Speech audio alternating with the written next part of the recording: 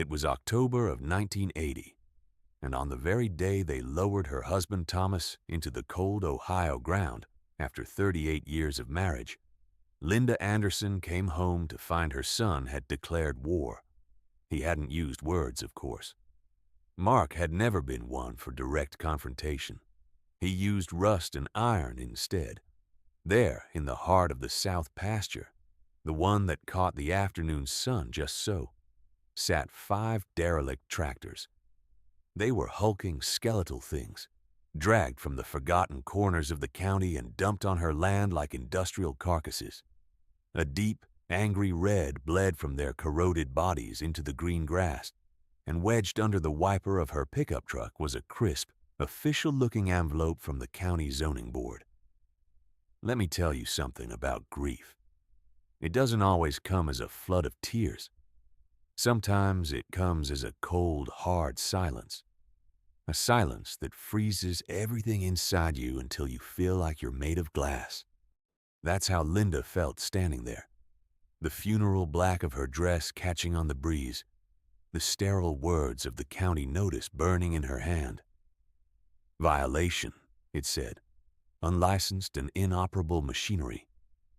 She had 90 days to have them removed, or face fines that would bleed the farm dry inside of a year. It was a checkmate, delivered with the casual cruelty only family can muster. Mark wanted the farm sold. He had been saying it for years, his voice slick with the city impatience he'd acquired. He called it unlocking their equity. He saw the land not as a living thing that had fed them for 3 generations, but as a stagnant asset, a pile of dirt waiting to be turned into cash. He saw his mother, a new widow at 58, as a problem to be managed, an obstacle to his inheritance. She could almost hear his reasonable, patronizing tone as he'd explain it to his wife later. It's for her own good. She can't manage that place alone. This will force her hand, make her see reason. He had mistaken her quiet nature for weakness. He had mistaken her love for the land as simple, unthinking sentiment. The men and women who had stood by the graveside that morning, their faces etched with sincere sympathy, had made the same mistake. They saw a widow, frail and alone, a relic of a bygone era. They saw a farm that would soon be carved up by developers. They could not see the steel that grief had just forged in her spine. They did not know the woman who had spent decades watching, listening, and learning at Thomas's side. Now, let me explain something about Thomas Anderson. He was a man who believed in resurrection. Not the pearly gates and angel wings kind, but the earthly kind. The kind that happened with a wrench and a can of penetrating oil. He saw life in things other men called junk. To him, a broken machine wasn't an ending. It was a puzzle, a story waiting for its final chapter. He spoke of engines as if they had souls, of transmissions as if they held memories. Everything wants to run, Linda, he used to say, his knuckles scarred and permanently stained with grease. You just have to listen long enough to hear what it needs. For 40 years, she had listened. She had stood by his side in the cavernous barn, handing him tools, cleaning parts in the solvent tank, her mind a quiet ledger of every nut, bolt, and gasket. He thought he was just talking to himself, musing aloud about timing and tolerances. But she was recording it all. She had absorbed the language of machinery, the subtle dialect of worn metal and tired engines. Her son, Mark, had heard none of it. He'd fled the farm the moment he was old enough, trading the smell of diesel and damp earth for the sterile hum of an office building. He hated the grease, the uncertainty of the weather, the way a single broken part could derail a whole season. He wanted a life that came with a predictable salary and clean fingernails. He loved his father, but he pitied his father's life, and he had no idea, not the slightest inkling, of the knowledge his mother held within her quiet hands. That first night, the silence of the house was a physical weight. Every creak of the floorboards was a ghost. She made a cup of tea she didn't drink and stared out the window at the 5 dark shapes silhouetted against the moon. They looked like prehistoric beasts, slain and left to rot. Despair was a cold tide, lapping at the edges of her resolve. It would be so easy to call the number Mark had conveniently left on the kitchen table, the one for the scrap metal dealer. It would be easy to sign the papers, take the money, and move into one of those sterile little apartments in town he was always talking about. Easy to prove him right. But then she thought of Thomas's hands, the strength in them, the gentleness, the way he could diagnose an engine's ailment just by the sound it made, the way a doctor listens to a heartbeat. Selling the farm would not just be giving up land, it would be erasing him. It would be admitting that his life's work, his entire philosophy, was junk to be hauled away. She put on her old canvas jacket, the one that still smelled faintly of him, of oil and sawdust, and walked out into the cold night air, a single flashlight cutting a trembling path toward the barn. The barn was their sanctuary. It was a cathedral of timber and steel, filled with the accumulated tools and projects of a lifetime. And in the back corner, behind a heavy canvas curtain, was a place even she had rarely entered. It was Thomas's private project from the last 2 years of his life. He'd been secretive about it, waving her off with a smile when she asked. "It's a surprise, honey. For the future." She pulled back the heavy curtain. The beam of her flashlight fell upon a space that was not cluttered and chaotic, but meticulously organized. He had built a classroom. There were 2 heavy workbenches, each with its own vise. On the wall, tools were hung on pegboards in perfect, logical order. There were engine blocks mounted on stands, cut away to show the inner workings of pistons and crankshafts. And on a small, neat desk in the corner sat a thick, leather-bound ledger. Her hands trembled as she opened it. It wasn't a farm ledger. It was a curriculum. Thomas, a man who had barely finished high school, had designed a complete course in small engine and diesel repair.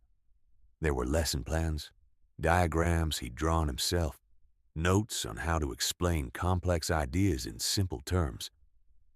The final page was a letter, addressed not to her, but to the community. He wrote of the crushing debt farmers were facing, of how the big equipment companies were making it impossible for a man to fix his own machinery. He dreamed of a place where farmers could come and learn, free of charge, to be self-reliant again. A place where knowledge was shared, not hoarded. He wanted to call it the Anderson Cooperative Workshop. He had been building a legacy, not of land, but of knowledge. And he had died before he could tell anyone.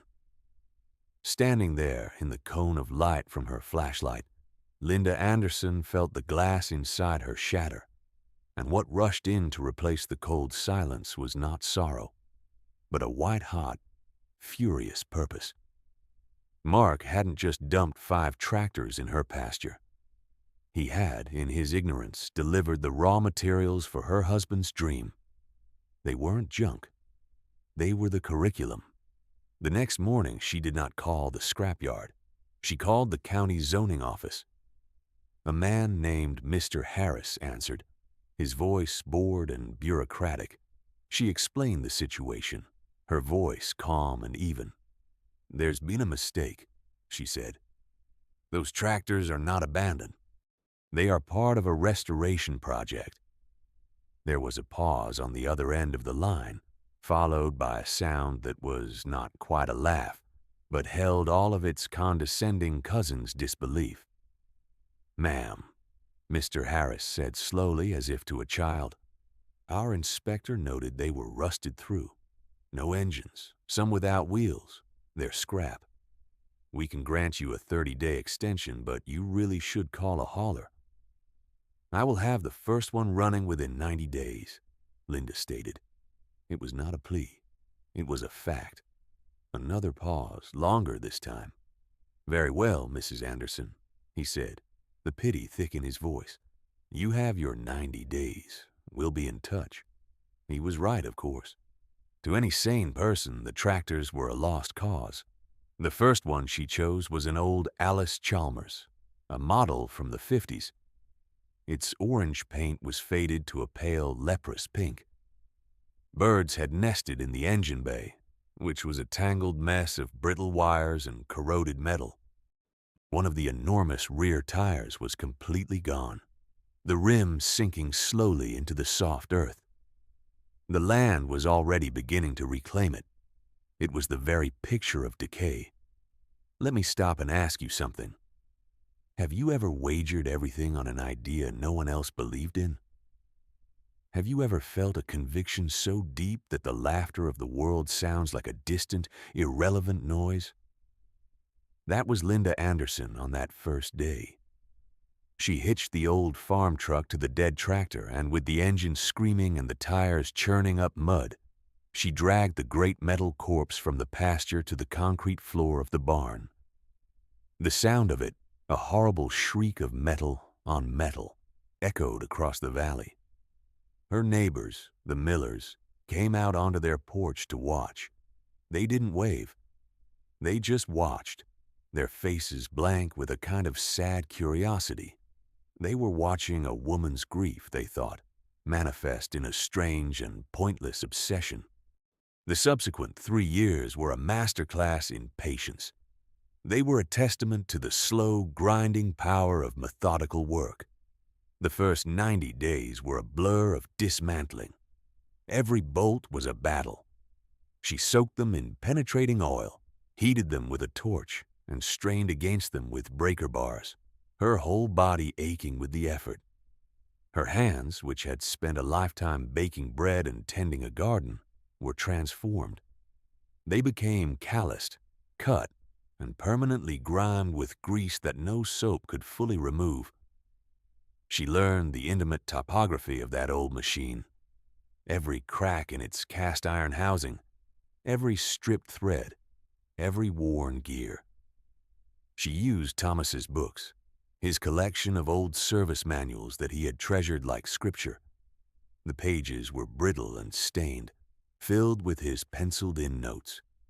It was like having a conversation with him across time. When she got stuck, she would close her eyes and try to hear his voice, imagine what he would do. Often the answer would come to her in the quiet hours just before dawn. The workshop he had started became her world. She ate her meals there, sometimes falling asleep on a pile of clean rags, too exhausted to make the walk back to the house. Mark came to visit that first winter. He strode into the barn, his city shoes crunching on the stray bolts scattered on the floor.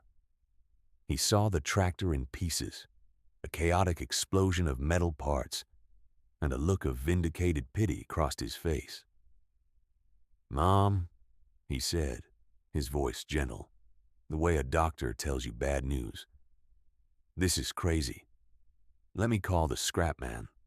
We can have this all cleaned up in a day. We can get the farm on the market by spring." Linda was underneath the chassis, wrestling with a rusted exhaust manifold. She slid out on the creeper, her face smeared with grime, her gray hair tucked under a bandana. She looked at her son, at his expensive coat and his clean, soft hands. He looked like a stranger. "It's not for sale, Mark," she said, her voice flat. "But what are you doing?" he asked, gesturing at the mechanical carnage around them. "This is pointless. You're going to get hurt. You're going to lose the farm over a pile of junk." "Your father didn't believe in junk," she said, turning her attention back to a particularly stubborn bolt. "He believed in resurrection." He left angry, his parting words echoing in the vast emptiness of the barn. "You're being stubborn. You're living in the past. Dad's gone." He was right. Thomas was gone. but his wisdom remained. On the 90th day, Mr. Harris from the county office drove up her lane.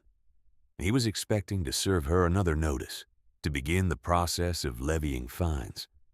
Linda met him at the barn door. She said nothing. She simply pointed inside. The Alice Chalmers sat there, whole again. Its engine block was painted a clean, industrial gray. The wiring was new and orderly. The tires were full. The rust was gone, replaced by a coat of primer.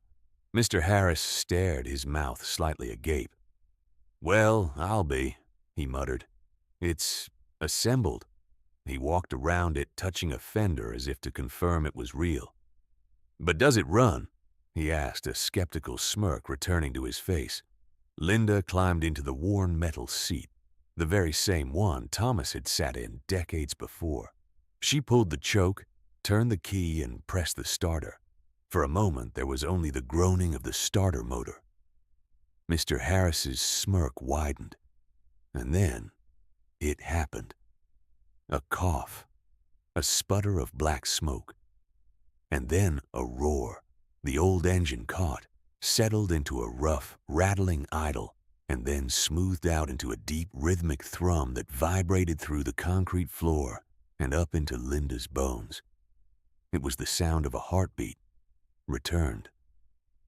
Mr. Harris just stood there, shaking his head slowly. He tore up the violation notice in his hand.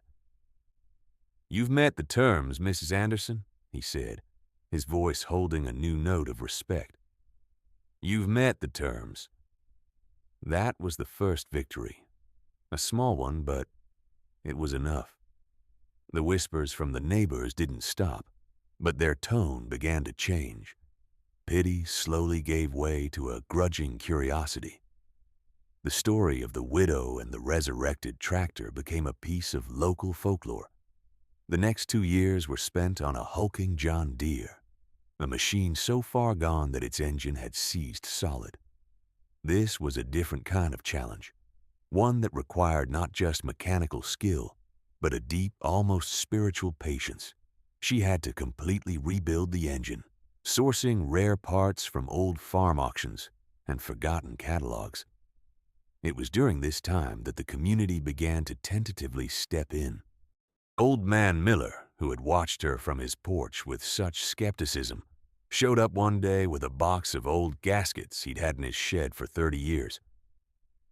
"Figured you might have a use for these," he grumbled, not meeting her eye. It was an offering, a truce. Then, in the spring of 1983, a young farmer named Ben, whose farm was on the brink of foreclosure, knocked on her door. His only tractor had broken down, a complicated hydraulic issue he couldn't afford to have the dealer fix. He had heard the stories. With tears of desperation in his eyes, he asked if she could just look at it. Linda dried her hands, walked with him to his field, and spent an afternoon lying in the mud under his machine. Using the principles Thomas had laid out in his journal, she diagnosed the problem, a simple, inexpensive valve that had failed. Together, they fixed it. She charged him nothing. She only asked that he come by the workshop sometime. "Bring what you know," she said. "We'll all learn something." And that is how it began. The Anderson Cooperative Workshop was born not with a grand opening, but with a quiet, desperate request for help. Ben came back, and he brought a friend. Soon, on Saturday mornings, the barn was filled with farmers, young and old, gathered around one of the derelict tractors. Linda wasn't a formal teacher. She was a guide. She would point to a problem and ask questions, letting them work through the logic, just as Thomas had taught her. She used his diagrams, his cutaway engines. The half-finished tractors became her teaching aids. The men, who at first were wary of being taught by a woman, soon fell silent, humbled by the depth of her knowledge. She spoke the language of their livelihoods with an authority they couldn't deny. She was teaching them the self-reliance Thomas had dreamed of. By the time she was 64, 4 of the 5 tractors were fully restored. They no longer sat in the barn, but were parked in a neat, proud line by the road. They were painted in their original factory colors, their engines gleaming. They weren't museum pieces. They were working machines. Linda loaned them out to farmers who were in a bind, asking for nothing in return. The farm, once a symbol of a widow's lonely decline, had become the heart of the community.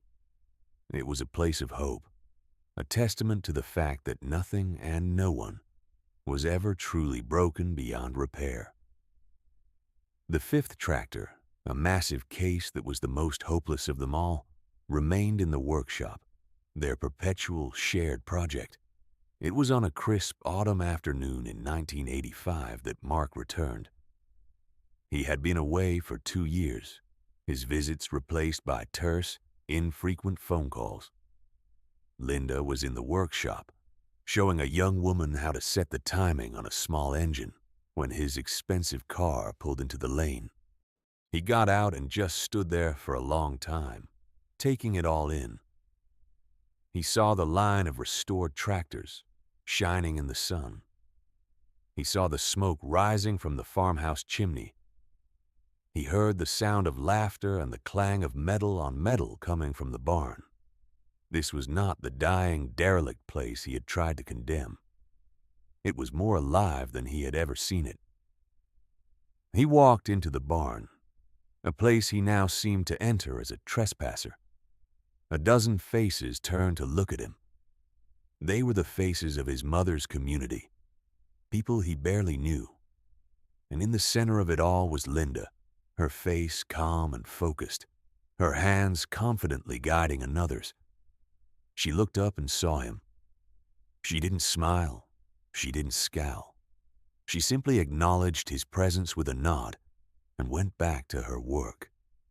He waited until the others had left as the sun began to dip below the horizon, painting the sky in the same colors as the old Alice Chalmers. He walked over to where she was wiping her hands on a clean rag. The silence between them was heavy with unspoken things. "How?" he finally whispered, his voice cracking. It was the only word he could manage. "How did you do all this?"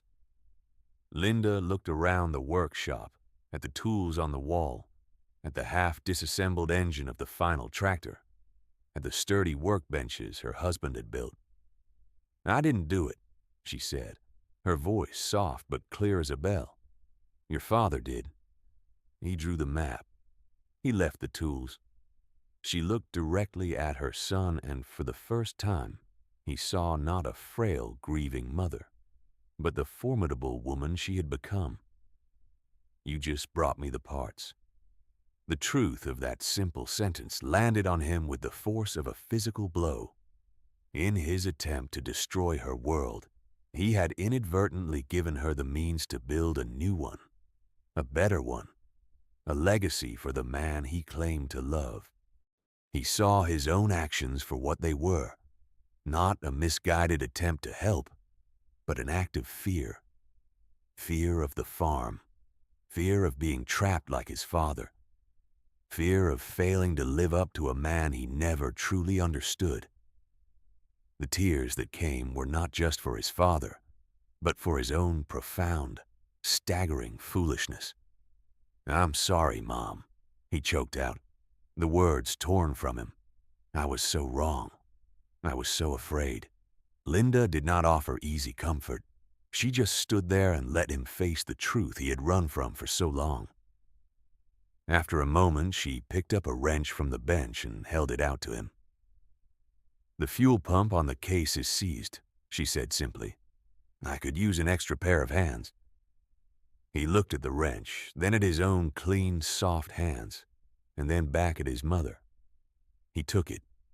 It felt foreign, but also strangely familiar, like a memory of a language he had long forgotten. He didn't become a farmer, and he never learned to love the land the way his parents had. But he started coming back. Every other weekend he would make the drive from the city. He would put on an old pair of overalls and spend his Saturdays in the workshop, learning from his mother, listening to the stories of the other farmers, and slowly, painstakingly, helping her resurrect that final tractor. He was rebuilding something more than just a machine. Linda Anderson never sold the farm. At 65, she was not the matriarch of a vast agricultural empire, but of something far more valuable. Her farm was an incubator of skill, a library of practical wisdom, a place where the word neighbor was a verb. She had honored her husband's vision in a way he could never have imagined. The 5 rusted tractors, intended as instruments of defeat and eviction, had become symbols of resilience, community, and the quiet, unyielding power of a woman who was told her time was over. They stood as a lesson, written in iron and steel, that what one person discards as junk, another can rebuild into a legacy. The land remembered its keeper, and the machines, in their own way, remembered the hands that gave them a second life.